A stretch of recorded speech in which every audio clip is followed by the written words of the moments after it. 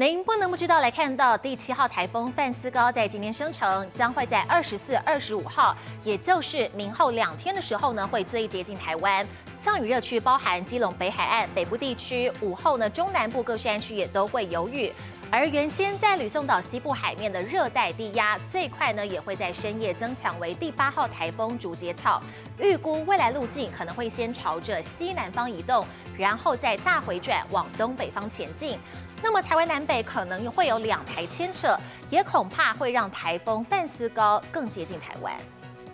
北台湾23号太阳露脸，但马上要变天了。今年第7号台风范斯高朝琉球南方海面步步进逼，周4、周5最接近台湾，受到外围环流影响。24号基隆北海岸北部地区全天以及午后中南部各山区都是降雨热区，云林以北至桃园、台东恒春半岛要特别注意路上强风。而且菲律宾西方热带性低气压 TD11已经生成，并持续茁壮，未来恐怕会来个大回转，逼近台湾。热带性低气压相的交互作用，所以呈逆时针方向旋转过吕宋岛的上空，然后逐渐往台湾的东方海面，向北北东移动上去。台湾恐遭南北夹击，而且关岛北方海面还有一个热带扰动 98W 也在发展，根本是台风窝大爆发。专家示警 TD11发展快速，最快7月23号深夜将生成第8号台风竹节草，是否出现3台共舞还要观察。但范斯高台风未来的移动路径有可能被牵扯。周4的这一天，同时有2个台风存在的机会其实蛮高的，互相的牵制是有关系的。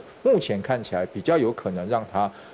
更往台湾靠近一点。它如果说暴风圈有扩大，然后路径有比较偏南的趋势，也不排除会有海警。整体来说，持续到周末，台湾受到台风外围环流跟低压带影响，全台降雨几率都偏高。这杨宗彦、黄明胜台北报道。